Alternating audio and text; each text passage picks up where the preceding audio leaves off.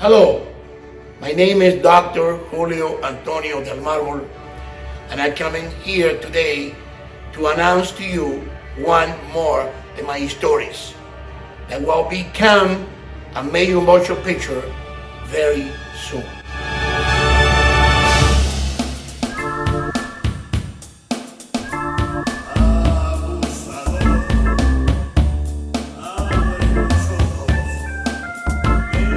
Today is Memorial Day, 2023.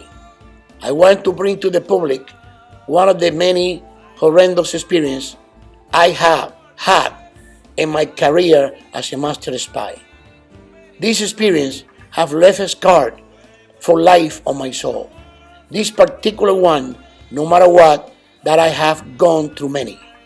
This one involved the death of my driver and best friend Daniel, when I was the younger commander of the juvenile commandos from Fidel Castro. Unfortunately, he tried to save his father's life, who was involved with Che Guevara in one of the most heinous terrorist attacks committed by the Cuban government with the blessing of the Castro brothers. Unfortunately, at a very young age, I was robbed of my childhood by destiny to be an eyewitness to all these Machiavellian plans, from the Kennedy assassination to the recently Bin Laden, where the public don't ever have a remote idea who has been pulling the strings behind the curtain. In the tumultuous times during the beginning of the Cuban Revolution, Castro and the leaders struggled to impose their communist ideology without damaging their reputations. They sold to the people that they were Christians and Catholics and would never break bread with the murderous assassins of the Hungarian people. They played a dangerous game between the Soviet Union and the United States of America to see who they could manipulate better and so get the best financial assistance. One of the leaders, Ernesto Che Guevara, was nominated by Fidel Castro to be the president of the banks and then later as industry minister to complete the economic damage. They were in a dark alley, with the economy collapsing and the people starting to feel the pinch of the disastrous policies being implemented in this new system. They were desperate. Then Che, the only non-Cuban leader, persuaded Fidel of what he thought was a brilliant idea to resolve the economic shortages and unrest in the country, while at the same time completely breaking all ties between the United States and the Cuban people.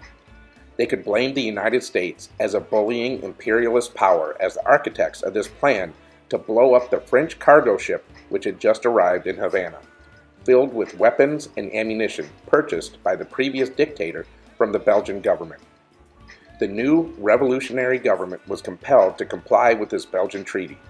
The plan Guevara hatched in his sick mind was to blow up this ship in coordination with his accomplice, a key Union labor leader, who was to unload her, even though it would cost what he calculated to be thousands of lives and tremendous damage to the port of Havana.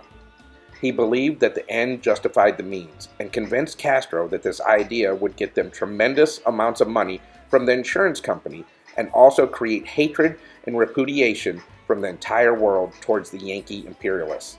The more deaths, the better the results for their plans.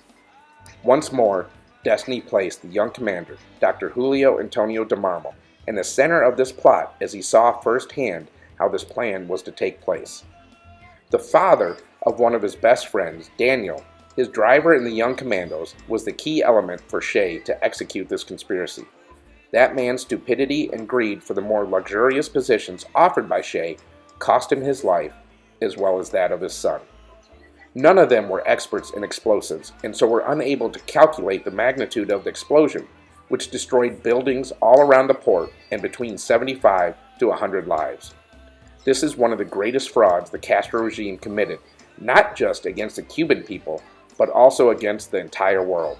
They caused this economic disaster for the wealthy nation they had taken over when the Cuban peso was worth $1.05. Unfortunately, for the leaders of the revolution, a young, freckled, red-headed boy observed all these houses and industries and the selling of the equipment to different nations in their desperation to keep their political ideology alive. That daily destruction and horrendous economic, political, and social deterioration made this boy's heart bleed for justice. The only thing he could do as a spy was observing and report to try and stop not only the genocide occurring in his country, but also what he saw being orchestrated to be exported from his country all over the world.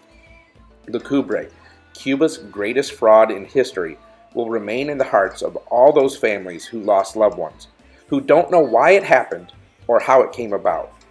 In the years ahead, the leaders of the revolution seldom mention the names of the martyrs who died during this event, because they were exposed by the insurance company covering the cargo. The investigation took years and concluded it had to be an inside job. Ironically, they finally settled for a minute amount of money, and the Cuban government knew they would have no case if it went to litigation.